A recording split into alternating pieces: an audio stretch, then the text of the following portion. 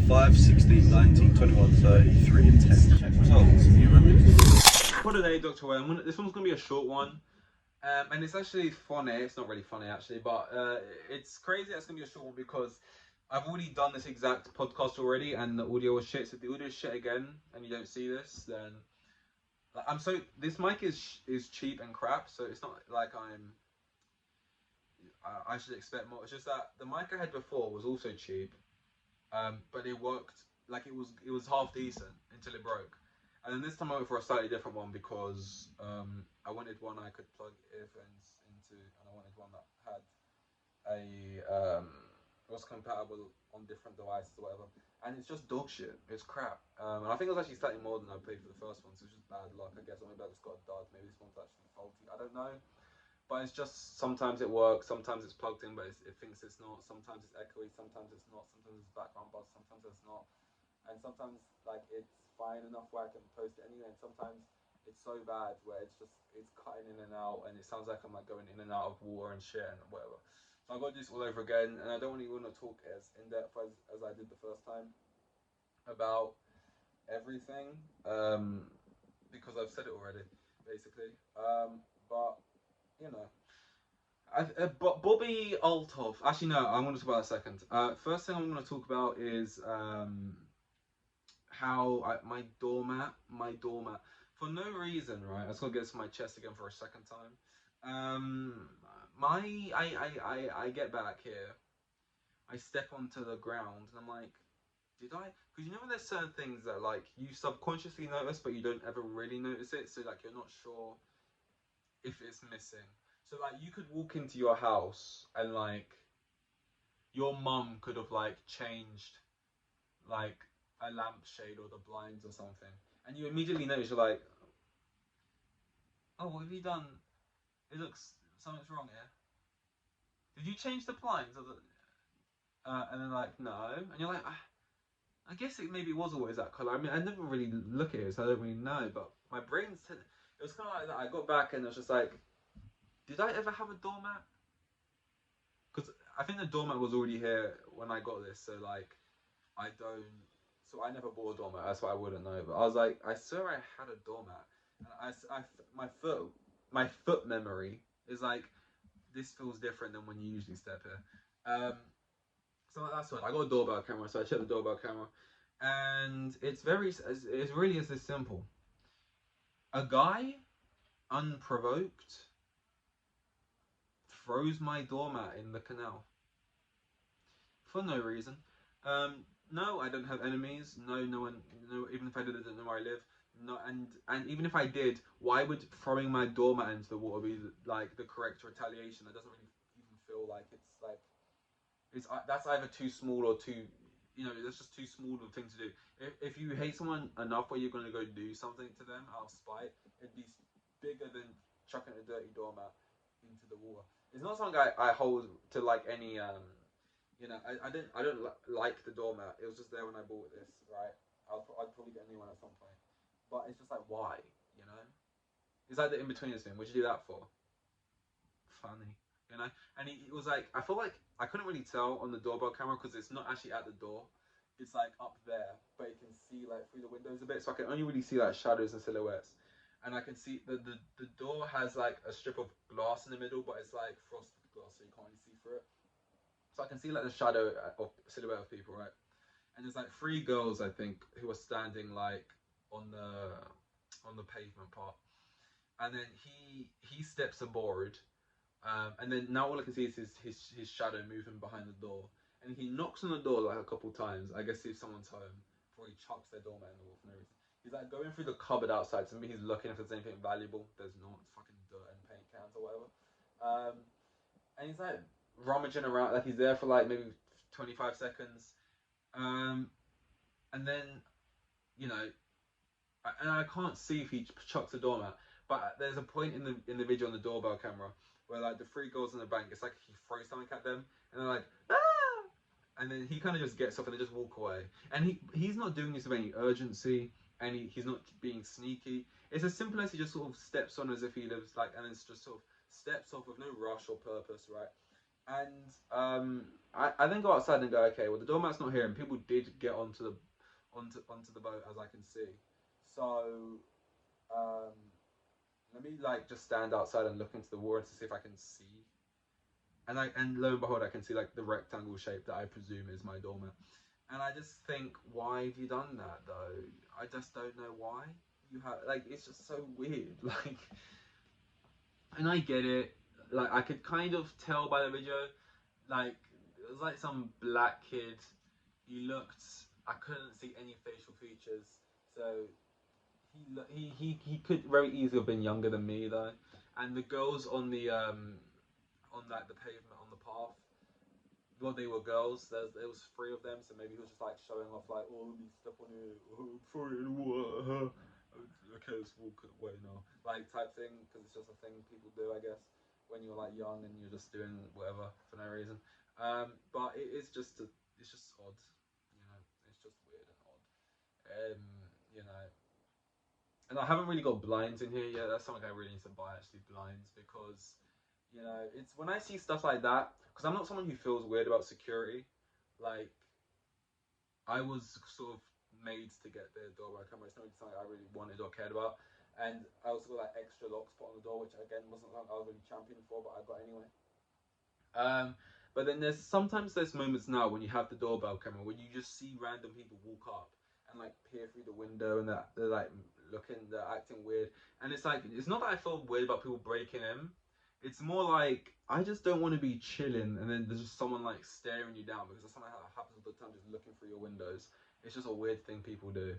And I just need blinds. Obviously, I got one here, but there's nothing out that side, so it's not that useful. And most of the windows are circles, so that's hard to get for. I got like not really one-way glass, but I got like it's kind of tinted. It's kind of like from the inside you can see outside easily, but from the outside you can't see the inside easily. But it's not like one way, but it's like half. It's like 50% one way. It works. It's like something you just no one gives a fuck. But like the point is, when you just see stuff like that, and it's like, why? It's just kind of like, yeah, I probably should get blinds up, and I probably should be a bit more, you know, safe about things.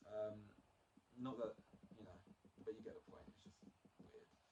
Um, don't chuck my doormat in the water, man. Because like I don't care now, but like, you know, I know it's just a doormat. But if I bought a doormat, you know, I would have cared more. If I bought a doormat and it was like customized and it said like I wrote on it like my doormat, because I'm so creative and that's why I would put on the doormat. Um, or you know, it's just a doormat I got or something. And someone chucks in the water, I'd be like, oh, that's annoying because I purchased that and now I've got to buy another one. You know, your actions have consequences, but not for you, for me. You know, so yeah. But what are you gonna do, I guess? Um, yeah. But to be honest, it's giving me a story. I am wearing shorts. I'm not just sitting here in underwear, by the way. It's given me a story to talk about here, and again, it's not really something I give a fuck about. So it was a small enough, weird enough incident where I could just talk about it now for apparently 8 minutes. Fuck me. But not big enough where I actually give a fuck, and it's actually a big deal. Bobbi Altoff, I think's her name. We spoke about her a little bit before being a industry plant, maybe. She kind of debunks that and says, not industry plant, no, no, just pay to win. Because apparently, if you don't know, people were saying she was an industry plant because she out of nowhere got on the scene. Within her first four podcasts, her first podcast had a big guest, celebrity guest, and each one of her four podcasts, I think it's when Rick Glassman, Funny Marco, Lil Yachty, and Drake, and it was just kind of weird. But apparently, what she said, her own words, was I just on my TikTok, 'cause I had a pretty big TikTok. I said, "Does anyone know anyone famous? I want to start a podcast. If you know someone famous and connect me up with them, let me know and I'll pay you £300 for it." And that just worked apparently. And then and she got Rick Glassman for our first ever podcast. And then she said, "I want to try this again. £300 if anyone knows anyone famous." Someone knew Funny Marco. Then Lil Yachty or Drake saw the Funny Marco clips, thought it was funny, and then wanted to get on. Drake's got an album coming out, maybe, which is good timing. Whatever. I don't really care at this point anymore. Whether it's pay to win, whether it's industry plant, whether it's both, whether that happened, whether that didn't happen. My whole, as soon as I saw that though, I just knew like business fucking entrepreneur Instagram accounts. You know, the type of people you get ads for on YouTube, and it's like, hey, stop what you're doing. I bet you're all wondering how I got my multi-million-dollar company. Or just pay for a 30-minute class with me, and I'm gonna give you the secrets of 7 years of business that I, all that kind of bullshit. Waking up 3 a.m., fucking do this, do that. Like, because I say this all the time. It's like my thing. But, like, there should be advice, like, there should be small print, and you should always read the small print, and the small print should say, this is just advice, this isn't fucking an instruction manual on how to live your life now. Because that, like, what it feels like a lot of these, and there is actual business people with good advice, right? But again, take it with a pinch of salt, and like implement it into your life where it's like, where it matters, and where you feel like it's worth it. You still gotta make your own fucking decisions, but she like, it feels like a lot of these Instagram business guys would be people like her, and then say things like, you got to invest in yourself. How do you expect anyone else to invest in you if you don't invest in yourself? Yeah, I spent £600, but what is £600? I put that £600 out, and the return I'm getting from that, from these 4 podcasts, not just in money and revenue from those podcasts and potential future ad sponsors from future podcasts, but the exposure, and also have a bullshit, and then actually tell you that, like, that's a smart thing for you to do. And it's like, if you give that advice, right, and say, well, this is what I done, 99% of people who just try and pay to win it are not going to pay to win it. They're going to pay and lose, lose out. And that's the thing. Like, if something like that works for you, like, how much of that is don't work harder, work smarter, and how much of that is still just fucking luck? It's still just luck. And we're assuming this is all real, right? And that's what happened. It's still just luck, and I don't agree with advice that's going to land people £300 poorer, £600 poorer, right? Because you also got to be privileged enough where you can just pay £600 in the short term and let it pay off you in the long term. Not a lot of people can get by enough in the short term to even get to the point where they would be paying off. And I just think, some people will look at what she did there and call it smart. Some people will call it, this and that.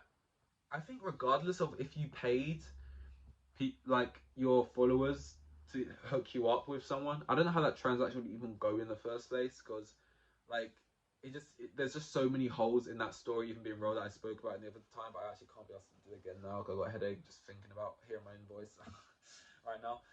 But like, I just think, I don't know, it's hard to root, like, she's done nothing wrong. I'm not saying she's like shit at podcasts. I've never watched one, if I'm being honest.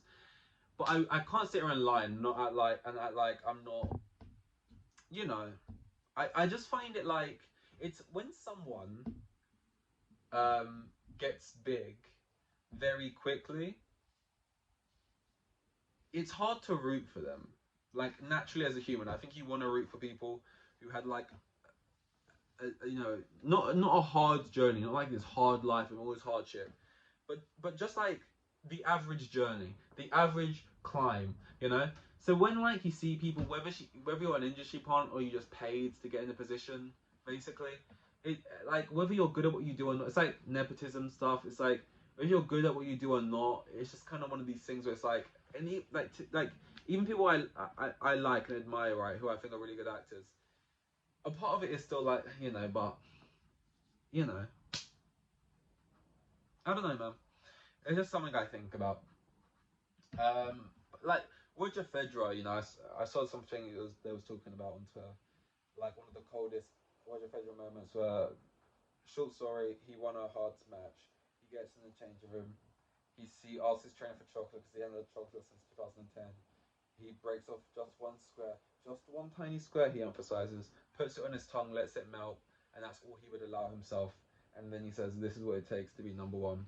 But like, here's the actual truth of it. And I know I'm saying here's the actual truth of it as I sit here covered in popcorn fucking crumbs in fucking manky old shorts, more or less, by, probably the government's yearly salary average standards, broke, or whatever to say, Roger Federer, no, that's not what it takes to get to the top. Listen to me, this is what it takes to get to the fucking top, right? But like, you can still have opinions. There's some guys that I hate, where like you try and comment on football or this or that, or things that take talents, and because you don't have that God-given talent, you don't know fuck all about it. And it's like, you can still make a pretty educated, like, you can still have your fucking opinion, right? And that whole thing about that's what it takes to be the best in the world, like, it doesn't though, mate. And maybe that's what it took for you to be the best. And this is what I think is what's more accurate. Maybe most definitely that's what it took for you to be the best in the world. But tell that to Maradona, you know, who's fucking sniffing coke and then scoring hatties. You know what I mean? Like, one of the best players ever who ever lived. Like, everyone's fucking different. Whether you worked this hard, you sacrificed this, doesn't mean it's going to lead to the exact same results as someone else. You can scream at someone, shout at them, break them down. That might make them the best player in the world. That might completely break them. You might put your arm around someone's shoulder, give them those words of affirmation, whatever you give them that effect, you build them up. That makes them the best in the world. Like, it's just like people read that and go, okay, I want to be the best in this sport or this avenue, and then I'm gonna starve myself of luxuries and like sweet things in this moment because I want to get the sweet thing at the end of the tunnel. And then you sacrifice the sweet things right now, and then you never even get to that point. So you've just lived a fucking shell of a life for something that never came, and you actually could have just lived your life and enjoyed it, and maybe still got to that destination, fell short, but at least you enjoyed what you were doing right now, you know? I don't know, I'm just fucking chatting shit. This is Pod a Day, Dr. Way, all that good stuff. It's not actually called Dr. Way, I just say that because that's, you know, Pod a Day, Dr. Anyway, we do this daily, although it's been a fucking struggle recently. I have actually been doing them daily to me, but they've not been going up daily, which is really fucking pissing me off. But I've had a lot of internet issues, which is annoying. But that is all. I've got a fucking headache hearing myself speak, so God forbid, you know, you guys have listened to any more than one of these in a row. Why am I being hard on myself? Thank you and goodbye. Here with the kids, and I have like 3 kids, and the geezer was probably on like maximum 20 bags a year. Like the most boring bloke you'll ever meet, like Euros.